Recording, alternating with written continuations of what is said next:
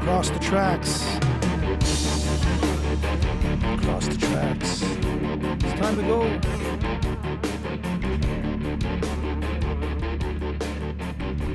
We're going across the tracks. Michael Waite, coming to us from outside of Marquette, Michigan. Michael Waite, thank you for joining me on Across the Tracks. Yeah, thank you, Adrian, for having me. Yeah, so you are just outside of Marquette. You've lived there your whole life? Well, most of it. You know, when I got out of high school, I had to go away for a few years and see things, but most of my life here in this area. And we are going to speak about your album that you released last year. We've Always Been at Home. It's your second studio record. The other one came a few years back, 2007. So what happened there? There's a lot of years between records. I guess the short answer is we decided to build a house and raise kids, and I built the house mostly by myself, so I've just been occupied. I've been playing music all along, but just not diving into any big projects. So really this album is sort of a culmination of those years and all those experiences in this place. And so that's... All right, let's dive into the record here then. We've Always Been at Home. You've built us our house. We're sitting in it virtually. And the record itself has got a really cool kind of, we're in nature, on the water. And there's a lot of birds singing along. So I'm going to start out with the Bird Feeder Blues, which interestingly enough does not have a bird intro of all the other bird songs that are on it. And the Bird Feeder Blues, just give me an idea about your relationship with birds. Oh, well, I mean, birds are always fun to watch, entertaining, and in fact, and if you're careful, I think you can get useful messages from them. I believe that anyway. But if nothing else, they give you, a contact with wilderness. Even if you're in a city, the birds will still come in, sit by your window. Maybe not all of the birds, but there's plenty of them that are accessible for anyone and at any time almost.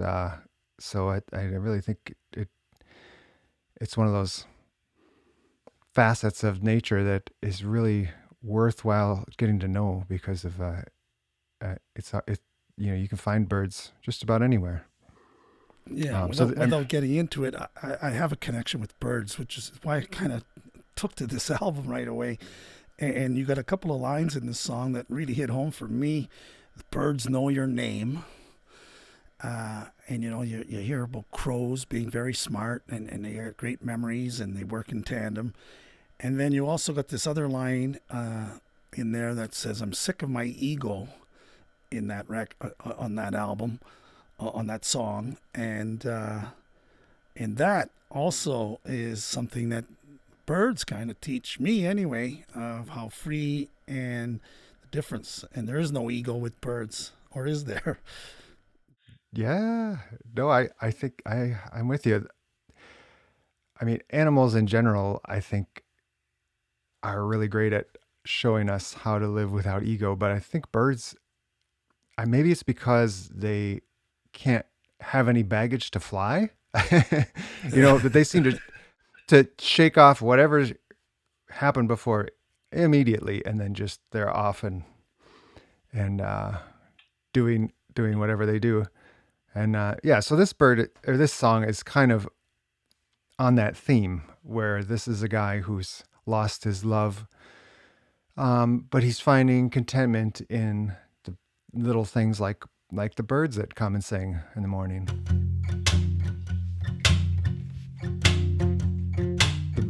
birds in the morning, they all seem to know my name. You know the birds in the morning, they all seem to know my name.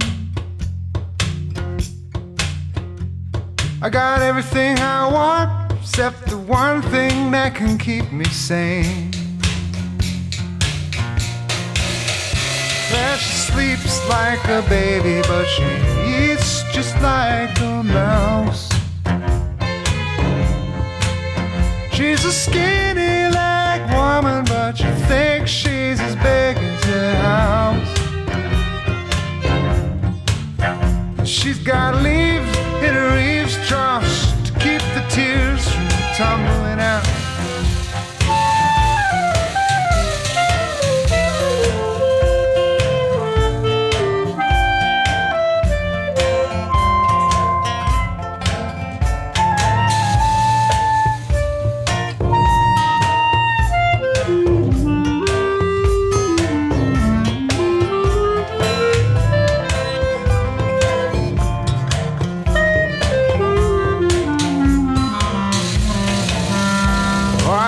Three-legged cat knocking on a robin's door.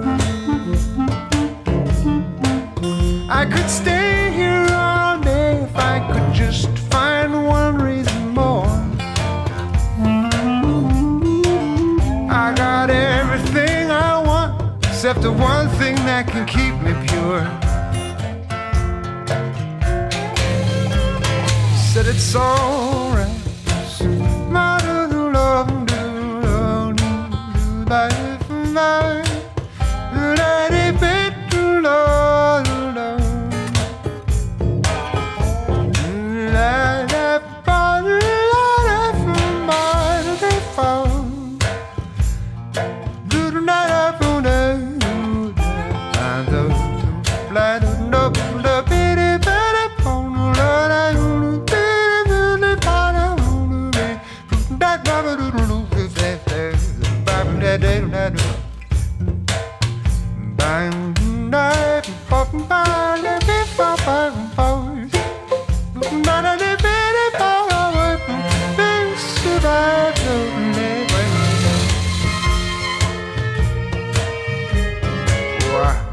So sick of my ego, I'm gonna try to rise above. I'm gonna listen to my heart, but you know you are the one that it loves. And without you here, you know I'm just an old box of left-handed gloves. Won't you come back, darling? You know I'll gladly accept all of the blame. Come back, sweet mama, I'll cut through the sadness and the shame. Wait, I'm here waiting, I'm gonna teach all the birdies you name.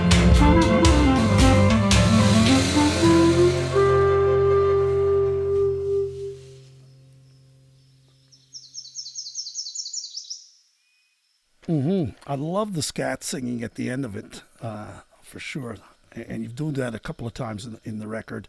And part of your past musically includes all genres, and it shows up often throughout the record. And I really wanted to mention that. I really love that part. You were talking about the birds and the character in that song. But another song here too with the little birds fly away. Again, no bird intro. Have the birds flown away? And I'd like also for you to comment perhaps on the fiddle player and the co-vocalist on that. Little birds fly away. Oh yeah, well that's a song that was written when my eldest daughter, was about 14 or something. And she went away on a camping trip with some friends and was gone for a week, I think. And I remember walking by her bedroom and seeing that bed, the empty bed, and thinking, oh my gosh, this is going to happen soon. that's gonna be a normal sight. And I was moved to write this song and as a duet for her and I to sing together. And so that's her at about that age 14 or so. Maybe. And I'm trying to remember who played fiddle on that. That's your daughter singing on Little Birds Fly Away. Yes. Oh, wow. And the fiddle player, I read somewhere in another line or note, it's an instructor. Is that the same fiddle player? That's on a different song. We'll get to that song later. Janice Peterson, but that's not Janice on this tune that we just are playing. No, this is a group, the Superior String Alliance. This is a group of string players in the Marquette area that are, they're just wonderful string players, and they also run a camp, bringing up young string players every summer and other educational programs during the year to get to help support these kids as they're learning. And the people playing fiddle on that one were Danielle Samandel and Joe Harmson. Eric Mardo was playing viola, and Adam Hall was playing the cello.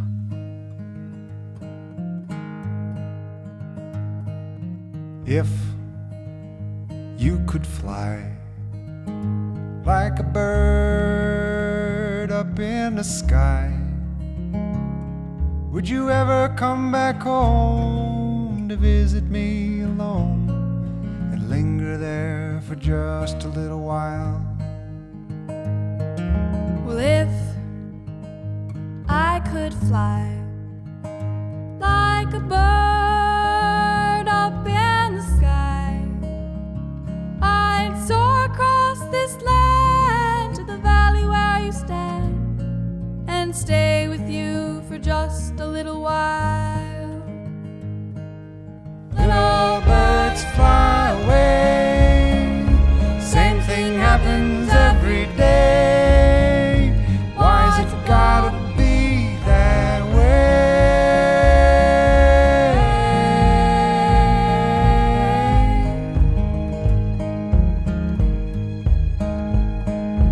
Once there was a ship,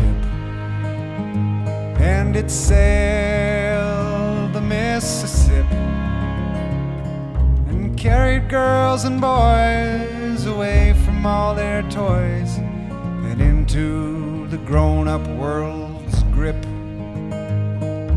Well, I've seen dark water, yes, and I've seen the slaughter, but I am not afraid to face the change I've made.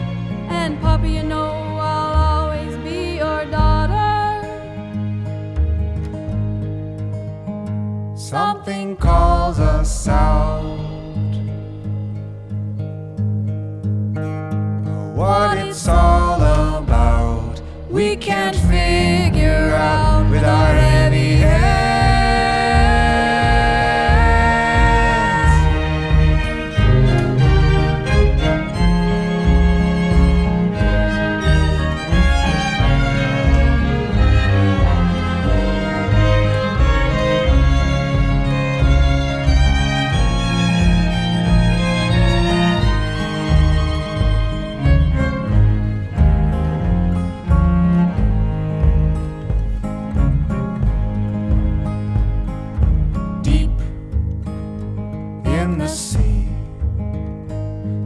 Place where we can be.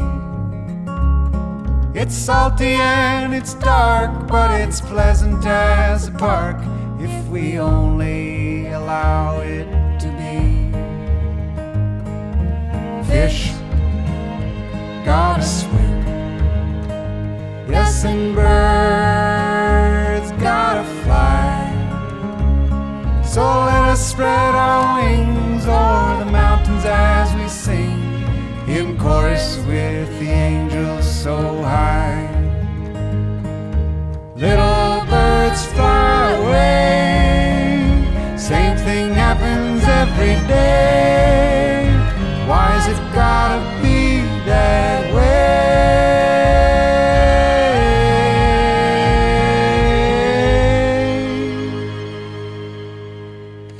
mentioned your daughter sang on Little Birds Fly Away, and then you also have a very touching version of the McCartney-Lennon song Blackbird. And who's on that record? Who's singing along with you there? So that's our middle son, Moses. We have 3 kids. And when he was just 3 years old, he was a very outspoken singer kind of child, and so I recorded the 2 of us singing that Blackbird, and he makes up some verses along the way. So I thought it was cute enough and fitting with the theme of home and place, to have that included on there. And birds, I guess that's another theme of this album. Mm-hmm. Yeah, I'm going to shift the gears from the birds now here, and we're going to get into the water. We talked a little bit before coming on, and the first song that you wrote for this record was "Pretty Little River." And so give me the story of that, and then from that song, how the whole album kind of grew. Where we're building our house, or where we have been building our house, we live there now, is on this little stream called the Wilson Creek, which flows down into Lake Superior through the Sockshead Lake. And it's just such a sweet little stream. One day I went down there when I was having kind of some frustrations with this house building process, and just to kind of splash some water on my face and kind of clear my head. And it made me so happy just to be there that I started writing a song about it. And it becomes sort of a love song, but it is about this place and this stream. And I think as I've lived with that song, it does relate to other streams and other people. So it's that kind of a song.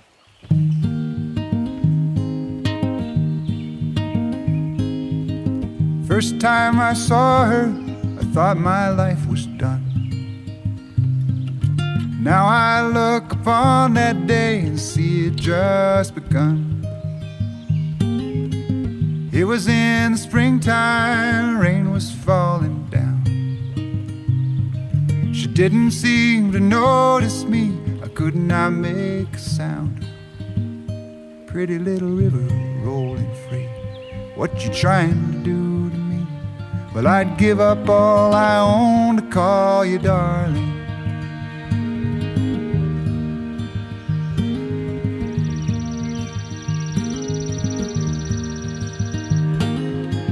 Gonna build a tree house way up in the sky, so I can see my true love as she goes rolling by. Every single morning, just about the break of day, she giggles at my doorstep and rolls along her way. Pretty little river rolling free, what you trying to do to me? Well, I'd give up all I own to call you darling.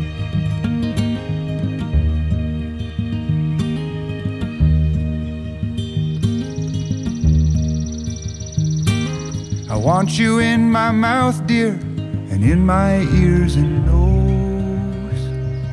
And why you make me happy, I think heaven only knows. It was in the springtime and the rain was falling down. She didn't seem to notice me, I could not make a sound. Pretty little river rolling free, what you trying to do to me? Well, I'd give up all I own to call you darling.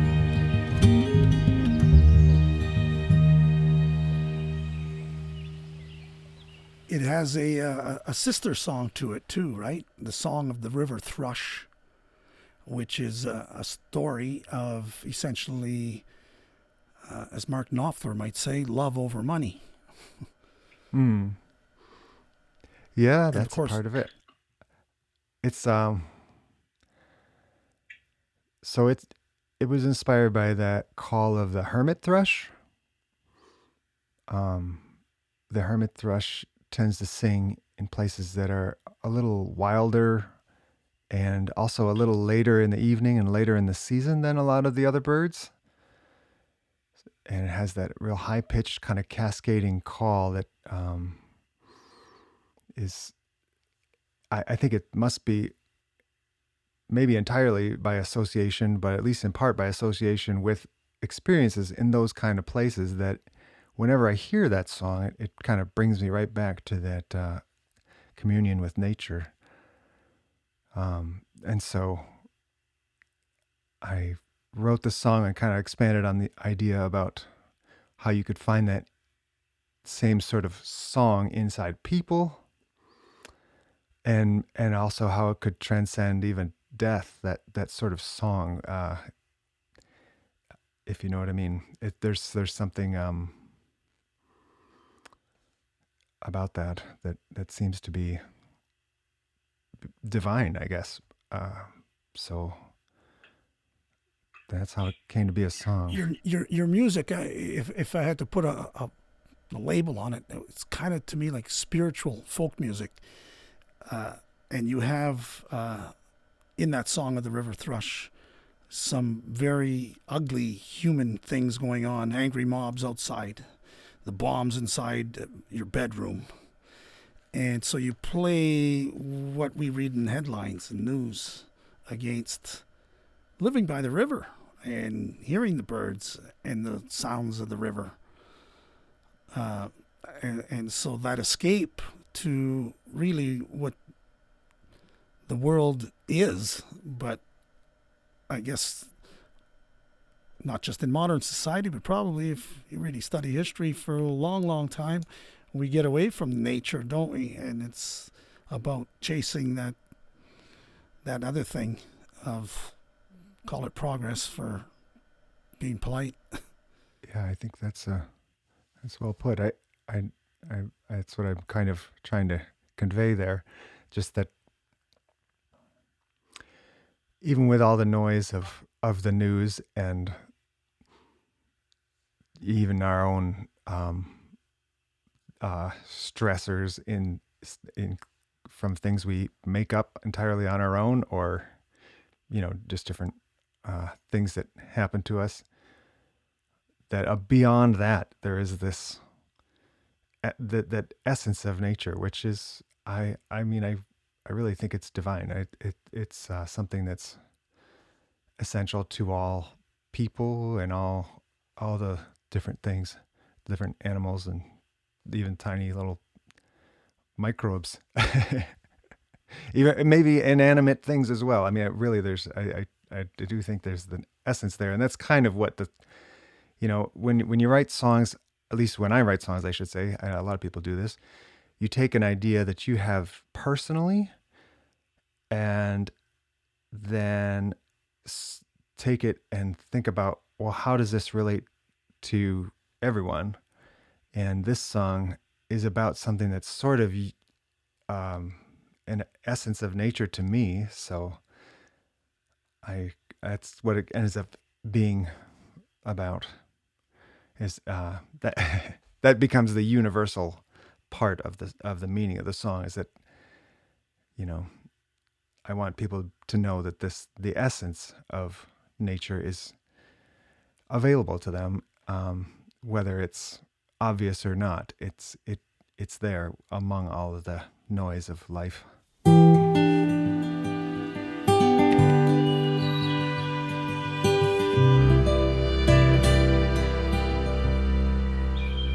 I've seen the fertile valleys, avocados on the trees, and I've danced with happy strangers all aboard the salty seas. But if I won the Powerball, I'd just give it all away for the song of the river thrush at the end of a summer day. I picture your sweet body on the day that you were born, when I met you in the city. Your heavy coat was warm. You sang a song so sweet and true, of long ago and far away, like the song of the river thrush at the end of a summer day. La la la la la.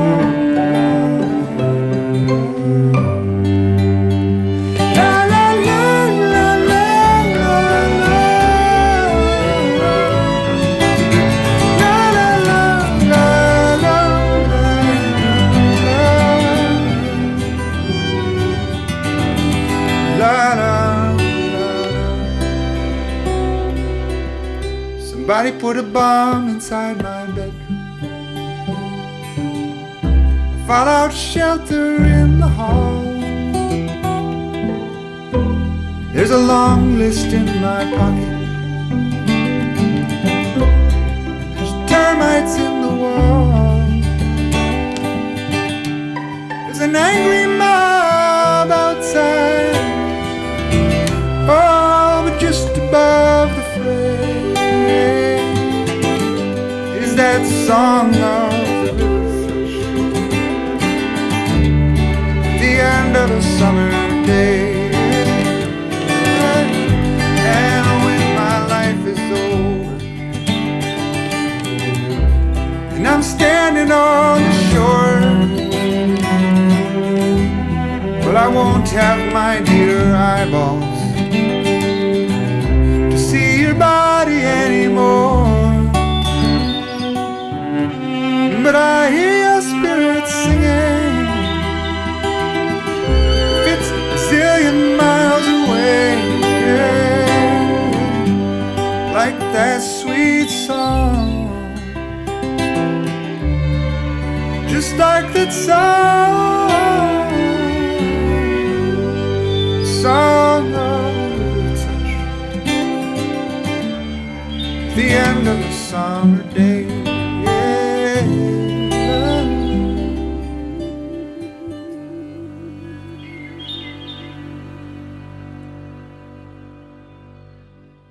Where did your music begin? When did you first begin to sing and then play guitar and whatever other instruments that you do play? Fill me in on that. You know, I had a kind of a musical upbringing. My dad still sings in church sometimes, and I started playing trombone in the band, and I've picked up a guitar somewhere and just kind of played around with it along with recordings. And then before long in high school, I was playing in a band. I used to sit on my earliest experiences of singing alone were just on campfires and things like that on the beach. I think the first song I learned was sitting on the dock of the bay, and I always loved singing that for my friends, and we were sitting out under the stars. That's one of those core roots. But I did end up going to college to study music at Western Michigan University in Kalamazoo. I began as a trombone student and switched my major to voice after a while, after about halfway through. And then also finished the last couple of years back up in Marquette here at Northern Michigan University as a vocalist. I thought perhaps you might say that you were in a choir band or that "Oh Lord, Put Me Out on the Sea" reminds me of that a little bit. And your voice really is distinctive It's beautiful. You had a beautiful sound. So your singing is, you may have gone to school, but you must have had that talent right away. I mean, I do remember, discovering that, I guess.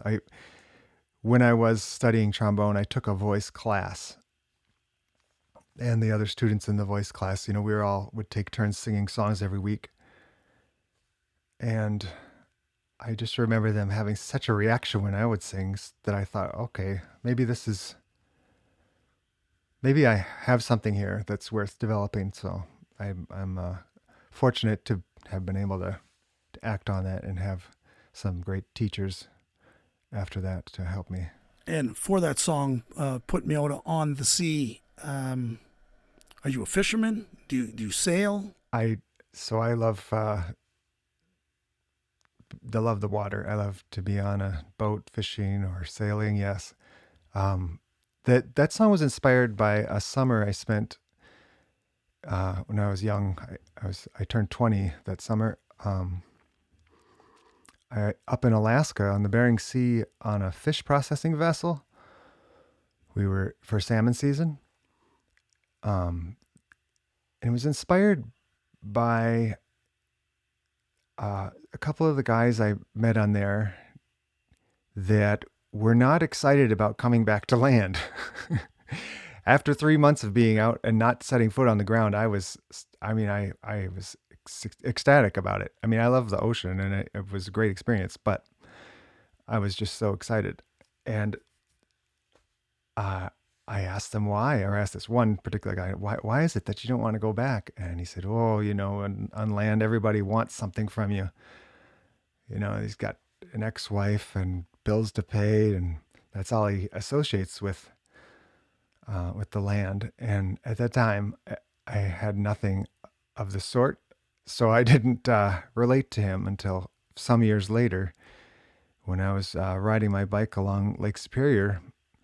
And I watched those big waves coming in, and I saw one of the freighters out there. And I thought, that might be a good life for me out there. And and then I was like, I'm being like that guy, trying to run away to the water. And so it was kind of one of those moments where I thought it was worth writing a song about. Oh Lord, put me out on the sea beneath the billowing sky. Let me fall off this pier into a basket of dreams. Oh Lord, put me out on the sea. Well, I've been on the lowland, I've been on the hill, looking for some place to be. There's no work in the mine and no work in the mill. Oh Lord, put me out on the sea. Well, I pulled it together and I went back to school. I went for my bachelor's degree. Well, 6 years have passed and I still work like a mule. Oh Lord, put me out on the sea. Oh Lord, put me out on the sea beneath the billowing sky. Let me fall off this pier into a basket of dreams. Oh Lord, put me out on the sea.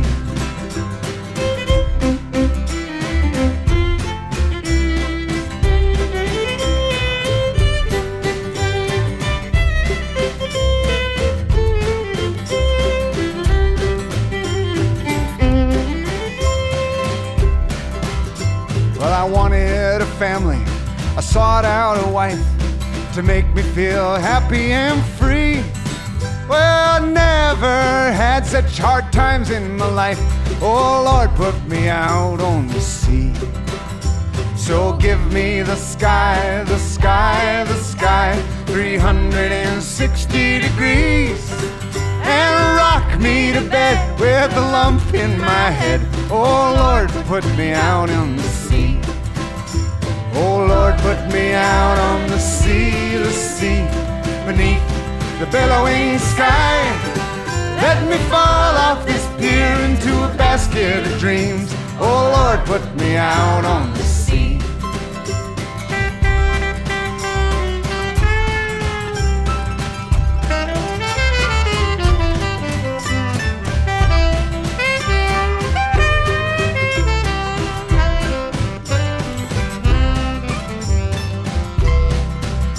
Now when I'm dead, laid out on the shore, don't make a big fuss over me. Just send me adrift in a boat with no oars, and let the wind take it from there.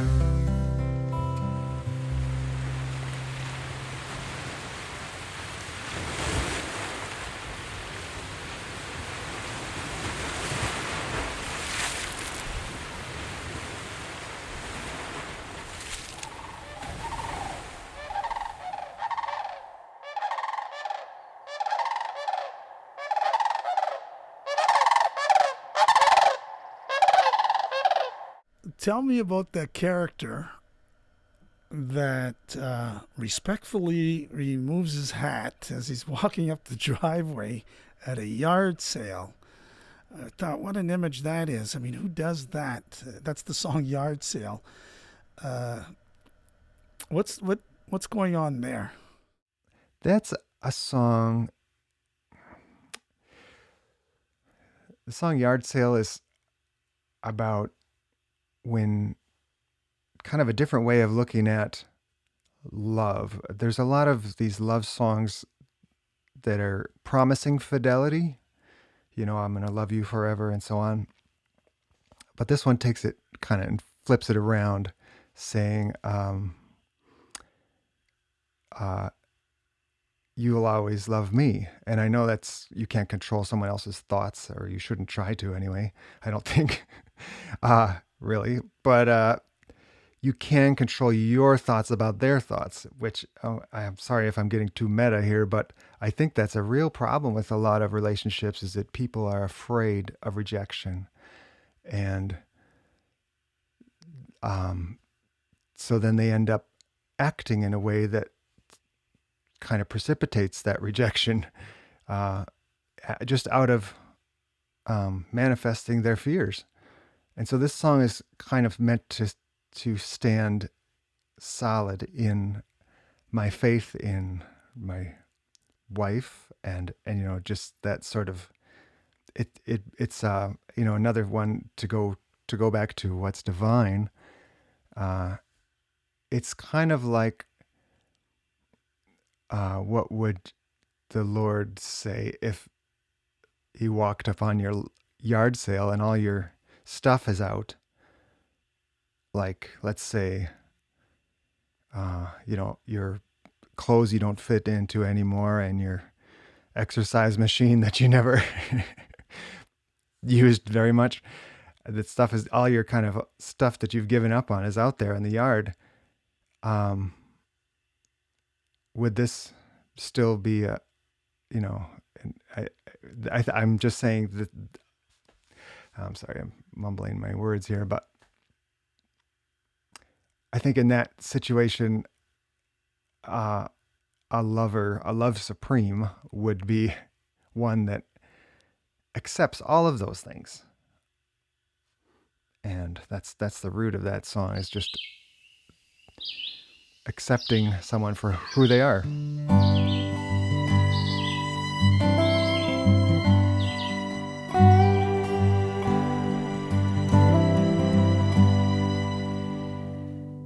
I took off my hat as I entered her driveway. Her yard sale was perfect. The old folks going by said she won't turn away. She won't turn away from your love. I scrutinized everything that lay about her. I don't know why I ever had a reason to doubt her. She won't turn away. She won't turn away from my love.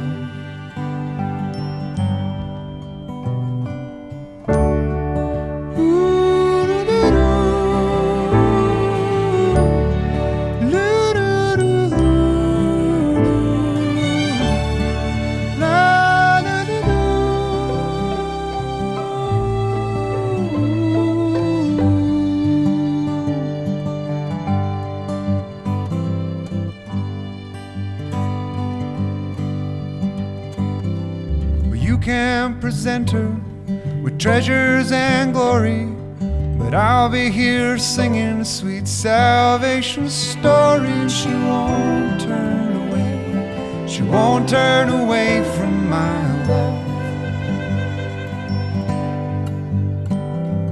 Roses are pink and violets are violet, and it doesn't matter just how high you pilot. She won't turn away, she won't turn away from my love.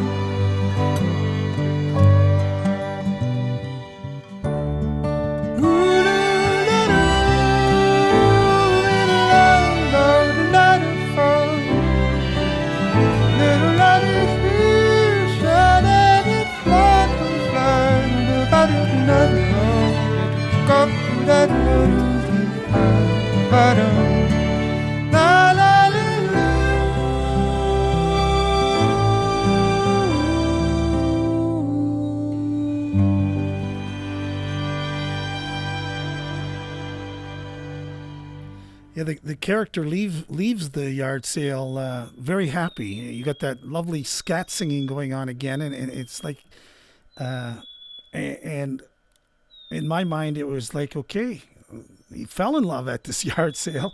Next thing you know, he's so happy, and there's a lot of comedy in your lyrics.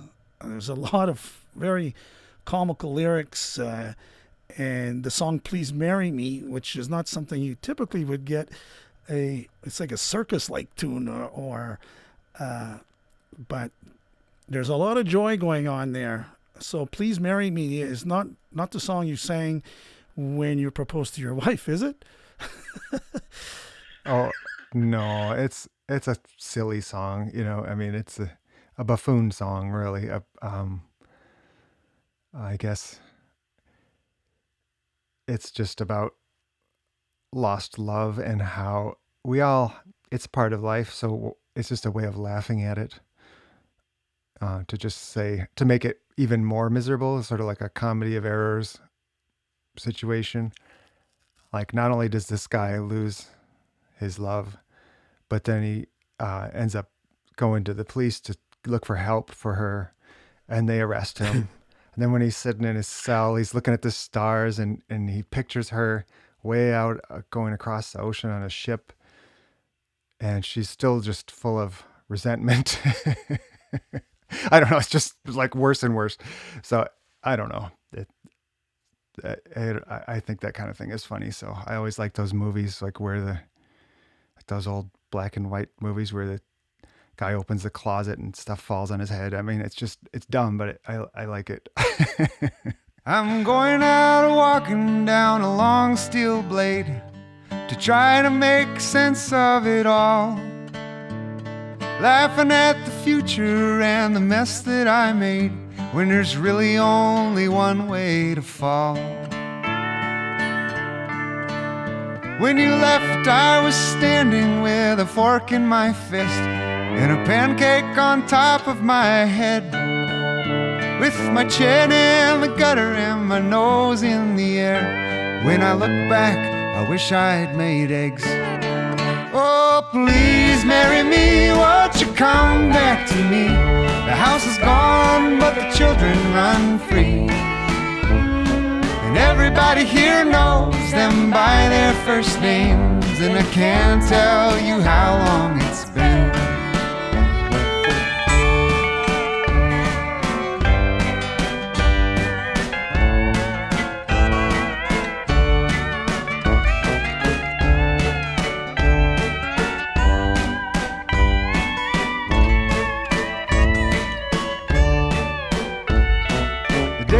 You left, I looked out on the grass for a sweet honey trail like a bee leaves, but there was just a gum wrapper, some shot shells and glass, and all of the clovers had 3 leaves. So I saddled my pony and I rode into town to get help from the police department. But they just impounded Vixen and took all of my clothes and gave me a real small apartment. Oh, please marry me, won't you come back to me? The house is gone, but the children run free. And everybody here knows them by their first names, and I can't tell you how long it's been.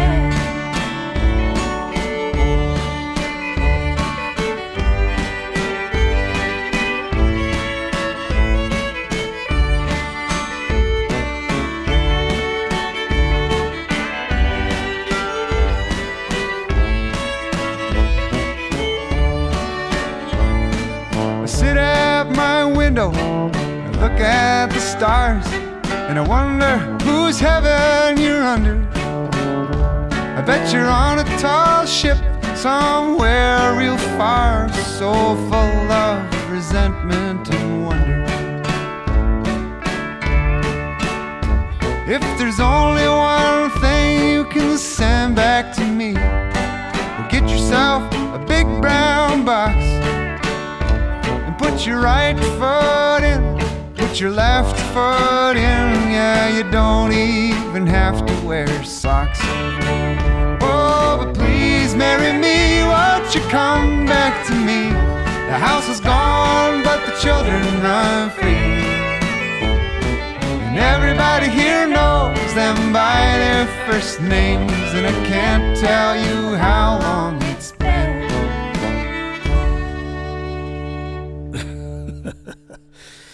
Yeah, well, it's the blues, I guess, and you got to dance on them.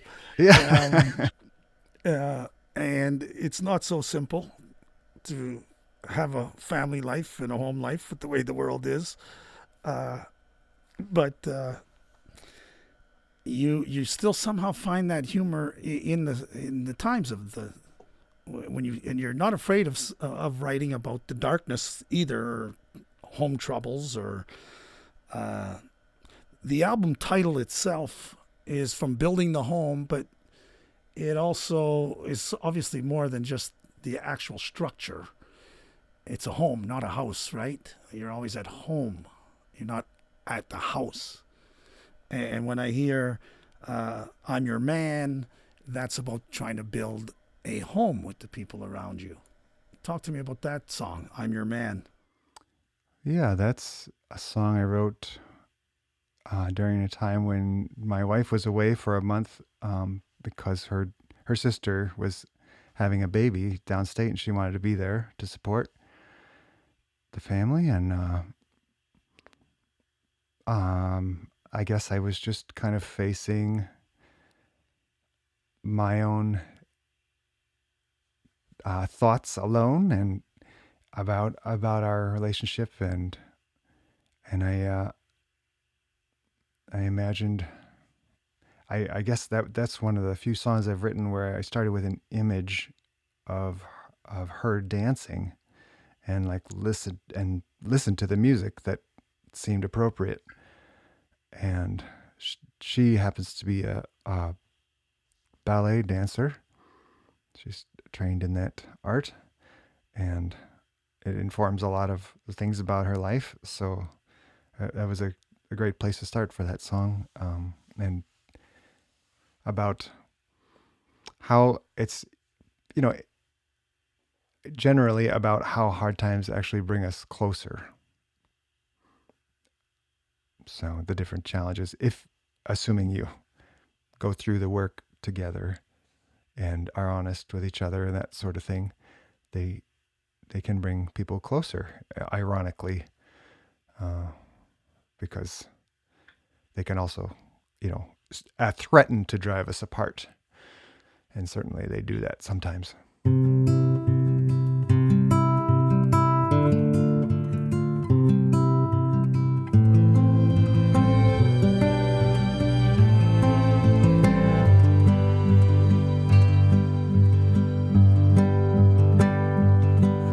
Oh, mother across the mountain, sister across the sea, would you open up your arms? Won't you come and sing with me?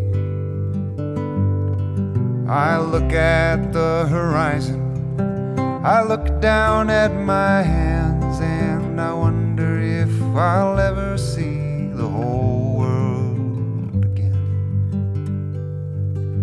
'Cause all of our dreams were so sweetly shanghaied by a pirate with a map in his hand. And I can't say if we'll ever make it home again, but I know that you're my woman, and I know that I'm your man.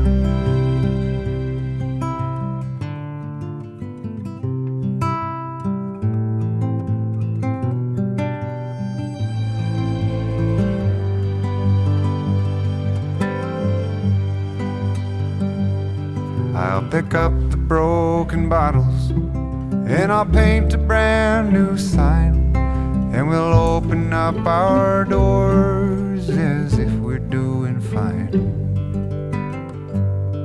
And I know we needn't worry, and I know we needn't time, 'cause I held a brand new baby with his fingers around mine.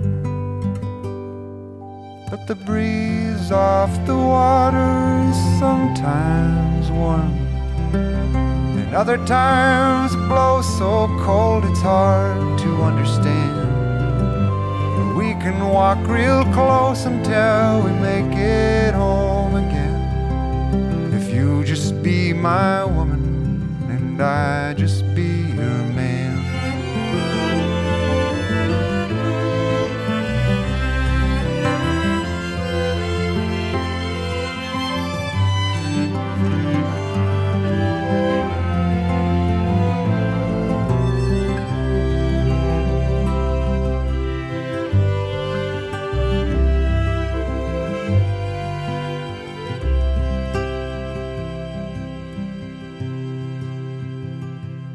I went looking through the cupboards to try to fill an empty hole, but you can't just throw a blanket on the brush fire of your soul. And all of the emptiness that I used to know so well, I'd have sold it at the pawn shop if it was mine to sell. I see a light breaking in the dawning of your eyes, and the trees are full of birds just in from the Yucatan. And a little brown one told me that we've always been at home, that you'll always be my woman and I'll always be your man.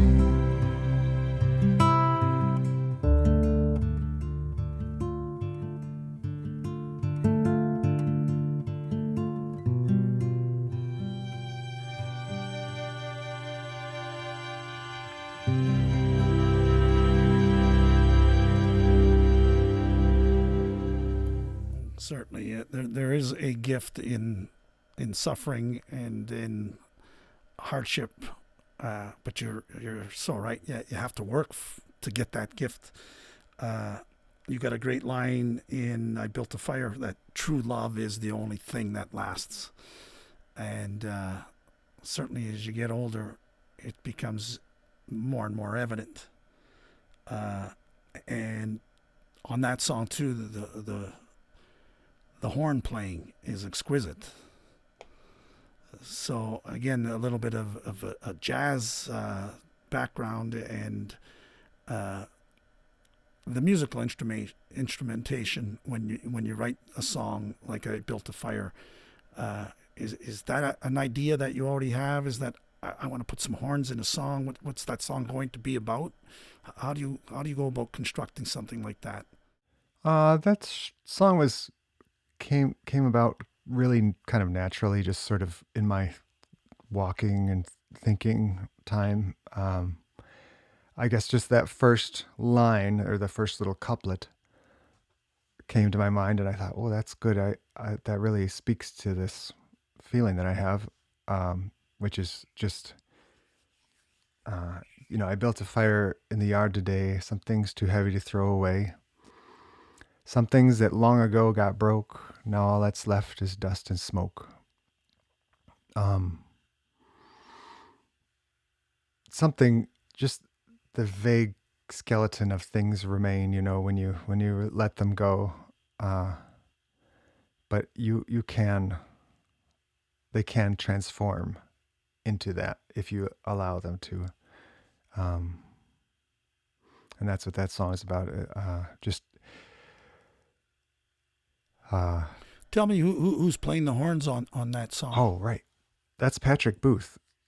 Patrick is somebody I've been able to play with quite a bit over the last several years. We have a band called Adam Sawfox, which most of the members of the band play on this album. And he's great. He lives in Marquette now and is teaching at the university, teaching saxophone and jazz. So he gets around quite a bit too. So.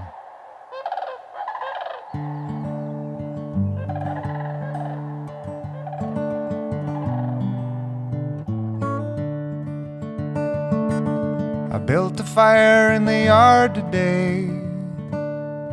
Some things too heavy to throw away. Some things that long ago got broke. And now all that's left is dust and smoke.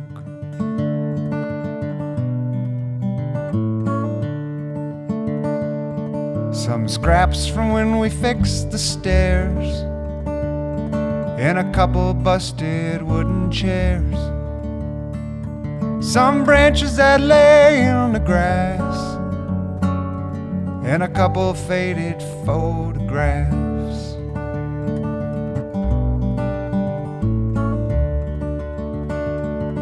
We met beside that window pane. We watched a pair of turning cranes. We were in that room an hour at most. How was I to know we'd get so close? We got close and we got quiet. We had some fun, I won't deny it. The summertime came tumbling down, and you had to leave my leaves brown.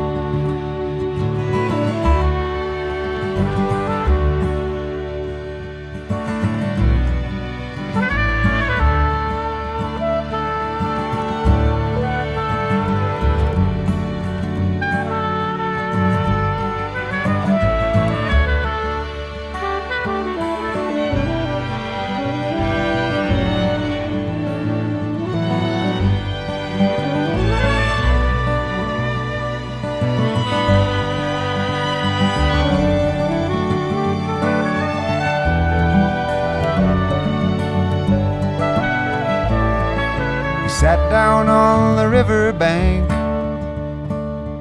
We threw our pebbles and they sank.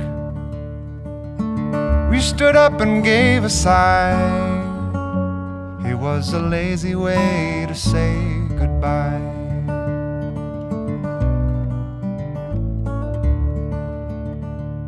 Now I always felt I did you wrong, but I've been ashamed for far too long. True love is the only thing that lasts. It's time to let go. Time to let go. It's time to let go. It's time to let go.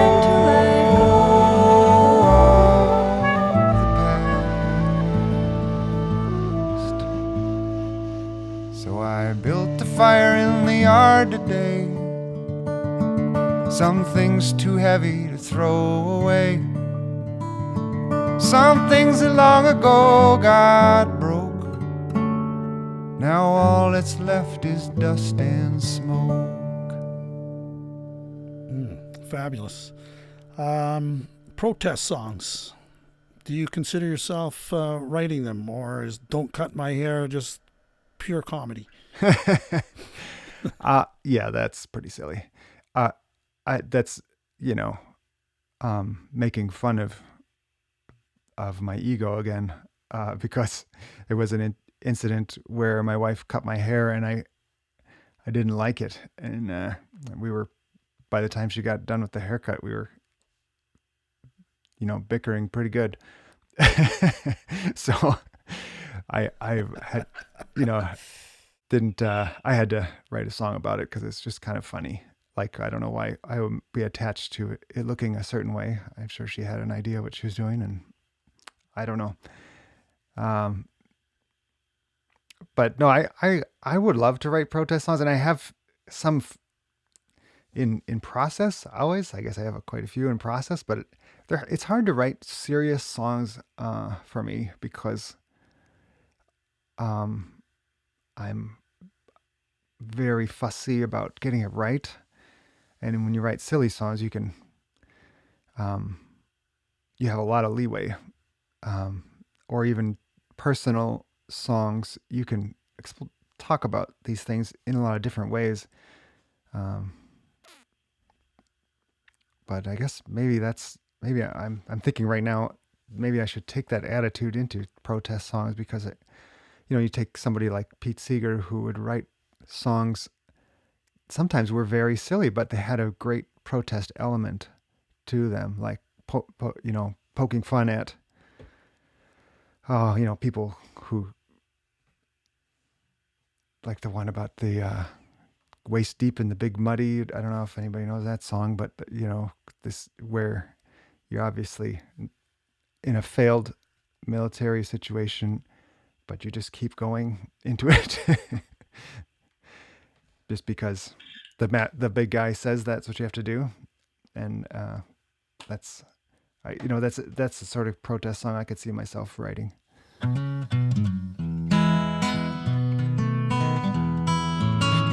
Well, you can dance in my pajamas, drink gin with my mama, or ride a dirty llama in my favorite underwear. You can cut off all of my nails, send them off to Wales. But baby, please don't cut my hair. You can fry up all of my guppies and feed them to your puppy. Swim the Guadalupe without coming up for air. You can run me out of the house, you can stuff my hat with louses. Oh, but baby, please don't cut my hair. Don't cut my hair. Though it may be long and janky, there won't be no hanky-panky with that scissors laying there. You can steal my only car, though it might not get you very far. But baby, please don't cut my hair.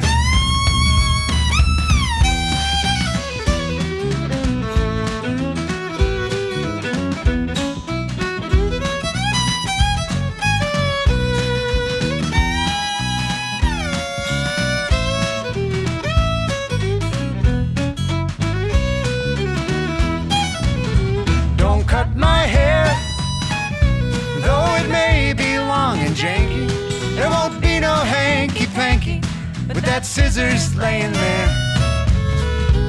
You can steal my only car, though it smells like dogs and cigars. But baby, please don't cut my hair. Well, you can call me Uncle Harry, or Cousin It, or Harry Canary, or Freaky Fickle Fairy with a hairy derriere. But don't look at me that way, oh, I know what you're gonna say. And there ain't no way I'll let you near my hair. Oh no, people pay good money for this kind of hair. And I don't see anything wrong with my hair.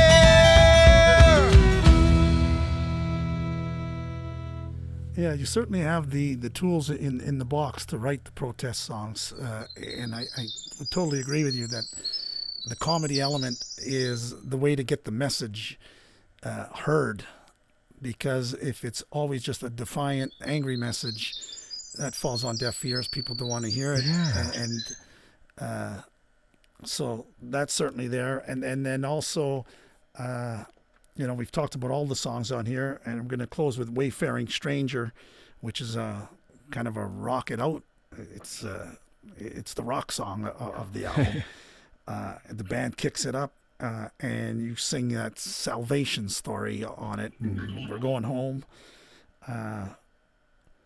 Wayfaring stranger. It's a great word, wayfaring. Yeah. I'm not 100% sure where it comes from, but where did that title come for you, wayfaring? Well, this stranger. This is one of the songs I didn't write on the album. It's a song that was first documented, I think, in the Civil War, or at least it was widely cultivated during that time. And someone wrote about it in a magazine of someone who was in a cell singing it, was a captured soldier. And I've always liked this song. I think just that beginning phrase, I am alone. It sounds very haunting right from the start.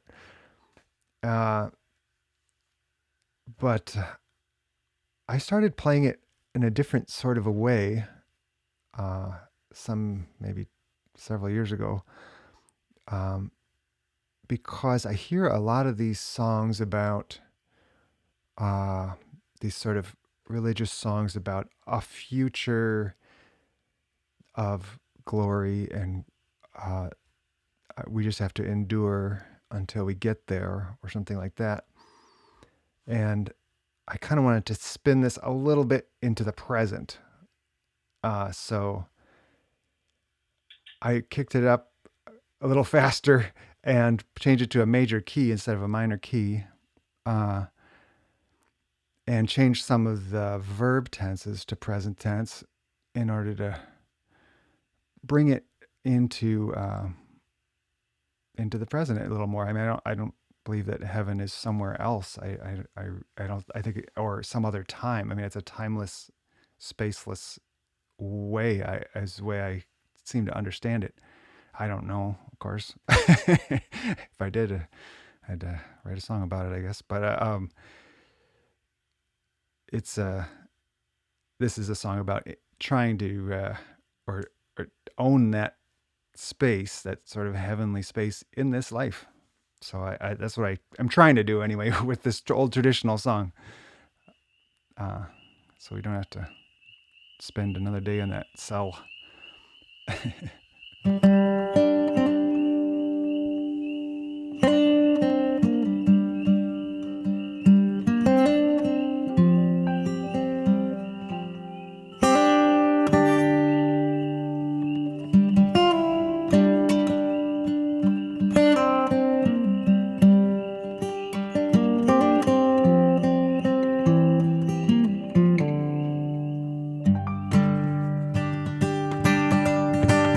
I am a lone wayfaring stranger, traveling through this world of woe. But there's no trouble, toil, or danger in that bright land to which I go. I'm going there to meet my Father. I'm going there no more to roam. I'm only going over yonder. I'm only going over home.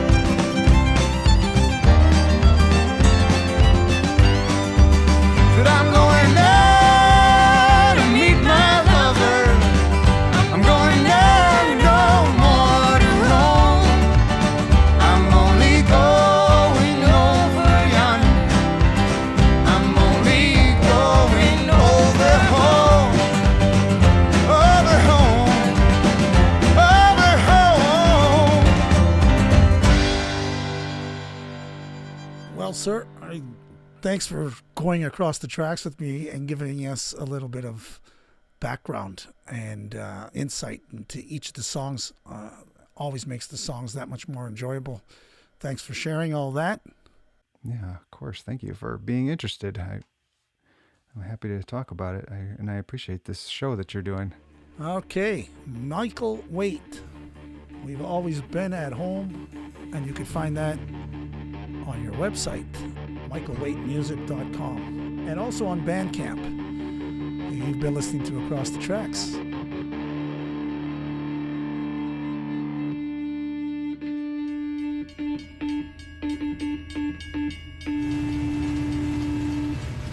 We've gone across the tracks. This has been a Borderline Entertainment production.